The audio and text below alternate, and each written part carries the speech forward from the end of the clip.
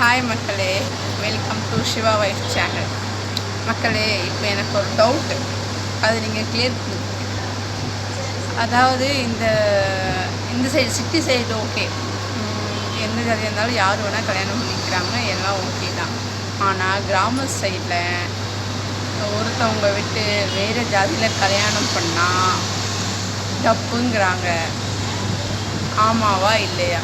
கலப்பு திருமணம் பண்ணால் அவங்கள அந்த இதில் ஏற்றுக்க மாட்டேங்கிறாங்க. பையனாக இருக்கட்டும், பொண்ணாக இருக்கட்டும், யாராக வேணா இருக்கட்டும், அந்த இதுக்குள்ளே அவங்கள வர வைக்க மாட்டேங்கிறாங்க.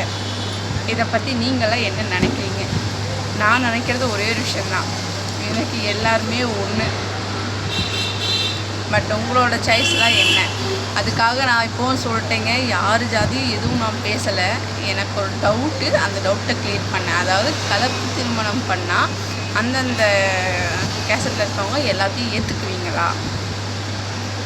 இதுக்கு நீங்கள் என்ன சொல்கிறீங்கன்னா எனக்கு பதில் சொல்கிறீங்க, சொல்ல மாட்டீங்க. நிறைய பேர் அது எனக்கே தெரியும். பட் ஆனால் ஒரு வேளை நான் ஒரு விஷயத்துக்காக டவுட் கேட்குறேன்.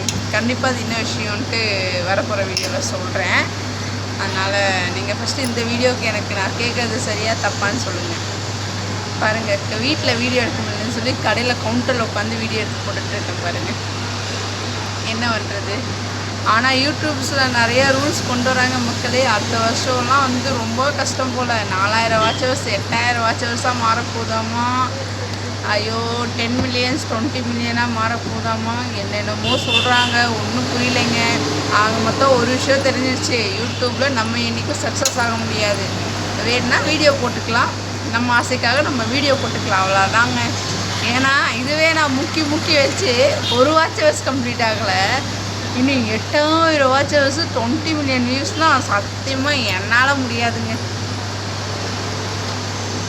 ஆனால் இப்போ வரைக்கும் மானிட்டேஷன் வாங்கி நல்லபடியாக சேனல் எடுத்தவங்களுக்கெல்லாம் சூப்பருங்க.